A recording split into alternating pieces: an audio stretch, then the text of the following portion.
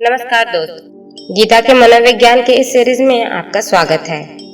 आज हम गीता के 16वें अध्याय का मनोवैज्ञानिक विश्लेषण करेंगे। गीता का 16वां अध्याय दैव-असुर संप द्विभाग योग के नाम से जाना जाता है।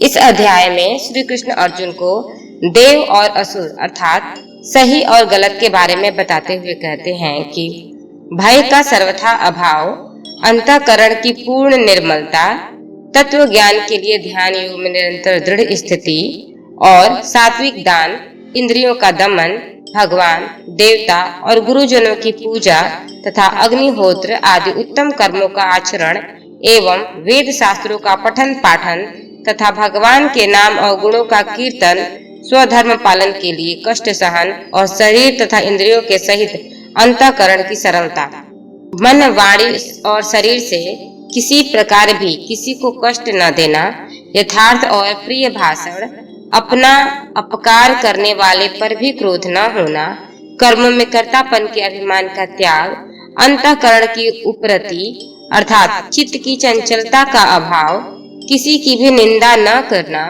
सब भूत प्राणियों में हेतु रहित दया, इंद्रियों का विषयों के साथ संयोग होने पर भी उनमें आसक्ति का न होना, कोमलता, लोक और शास्त्र के विरुद्ध आचरण में लज्जा और व्यर्थ चेष्टाओं का अभाव, तेज, क्षमा, धैर्य, बाहर की शुद्धि एवं किसी में भी शत्रु भाव का न होना और अपने में पूज्यता के अभिमान का अभाव, ये सब तो हे अर्जुन दैवी संपदा को लेकर उत्पन्न हुए पुरुषों के लक्षण है।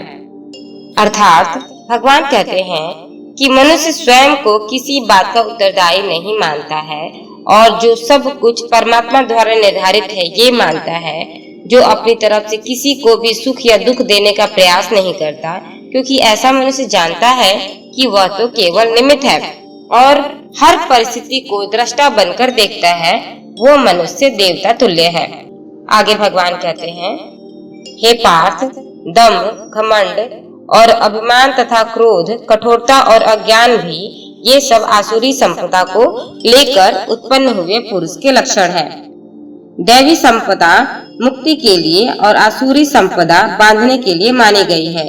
इसलिए हे अर्जुन, तू शोक मत कर, क्योंकि तू दैवी संपदा को लेकर उत्पन्न हुआ है। हे अर्जुन, इस लोक में भूतों की सृष्टि यानी मनुष्य समुदाय दो ही प्रकार का है, एक तो दैवी प्रकृति वाला और दूसरा आसुरी प्रकृति वाला।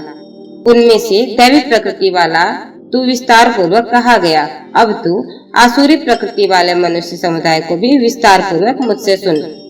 आसुर स्वभाव वाले मनुष्य प्रवृत्ति और निवृत्ति इन दोनों को ही नहीं जानते, इसलिए उनमें न तो बाहर भीतर की शुद्धि है, न श्रेष्ठ आचरण है और न सत्य भाषण ही है।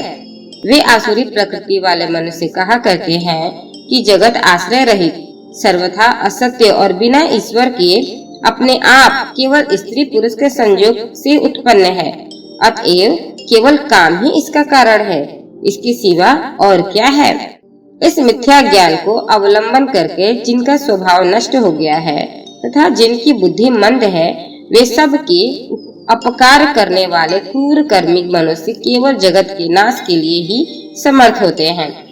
वे दंभ, मान और मद से युक्त मनुष्य किसी प्रकार भी पूर्ण न होने वाली कामनाओं का आश्रय लेकर अज्ञान से मिथ्या सिद्धांतों को ग्रहण करके भ्रष्ट आचरणों को धारण करके संसार में विचरते हैं तथा वे मृत्यु पर्यंत रहने वाली असंख्य चिंताओं के आश्रय लेने वाले, विषय भोगों के भोगने में तत्पर रहने वाले और इतना ही सुख है इस प्रकार मानने वाले होते हैं।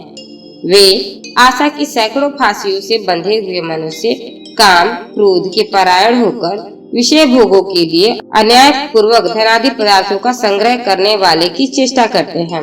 वे सोचा करते हैं कि मैंने आज यह प्राप्त कर लिया है और अब इस मनोरथ को प्राप्त कर लूंगा, मेरे पास यह इतना धन है और फिर यह हो जाएगा। वह शत्रु मेरे द्वारा मारा गया है और उन शत्रुओं को मैं मार डालूंगा। मैं ईश्वर हूँ, ऐश्वर्य को भोगने वाला हूँ, मैं सब सिद्धियों से युक्त हूँ और बलवान तथा सुखी हूँ। मैं बड़ा धनी और बड़े कुटुंब वाला हूँ, मेरे समान दूसरा कौन है। मैं यज्ञ करूंगा, दान करूंगा और आमोद प्रमोद करूंगा।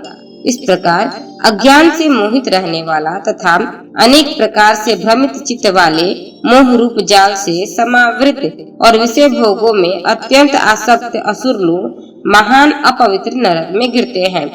वे अपने आप को ही श्रेष्ठ मानने वाले घमंडी पुरुष धन और मान के मद से युक्त होकर केवल नाम मात्र के यज्ञों द्वारा पाखंड से शास्त्र विधि रहित यजन करते हैं।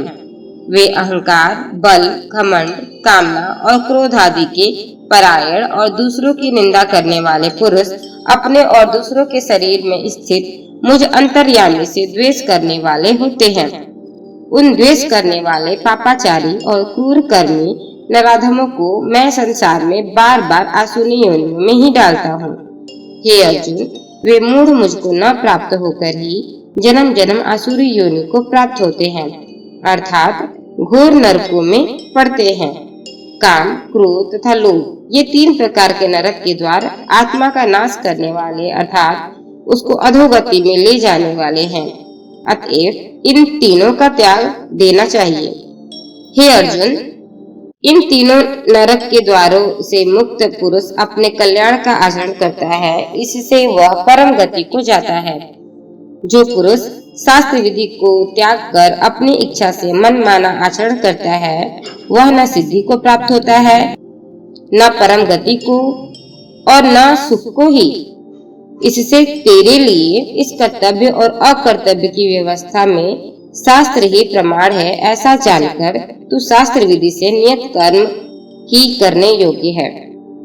अर्थात भगवान कहते हैं कि जो मनुष्य सब कुछ खुद ही निर्धारित है ऐसा मानता है और प्रकृति के नियमों को नहीं मानता, जो केवल स्वयं के सुख और दुख में फंसा होता है, जो किसी को भी अपने वश में करने की चेष्टा करता है क्योंकि वो स्वयं को ही सर्वाधिक महत्व देता है, ऐसा मनुष्य पापी, अधर्मी, यहाँ तक कि श्री कृष्ण ने ऐसे मनुष्य को असुर कहा है। ऐसे मनुष्य न तो सुख को प्राप्त करते हैं और न ही शांति को, क्योंकि जिसके अंदर सुख, शांति और संतोष नहीं, वो मनुष्य तो स्वयं और दूसरों के लिए भी अहितकारक ही होता है। अंततः श्री कृष्ण अर्जुन को यही समझा रहे हैं कि हे अर्जुन, ये युद्ध प्रकृति द्वारा निर्धारित है, इसे मान और इसे परमात्मा की इच्छा समझकर कर, अपना कर्तव्य पूरा कर, क्योंकि यही देवता पुरुष के लक्षण है। और यदि तू नहीं करता तो तू असुरों की कार्य करेगा, क्योंकि तुझे तो सिर्फ स्वयं के प्राणों की ही चिंता है। गीता के 16वें अध्याय में बस इतना ही। तब तक के लिए धन्यवाद।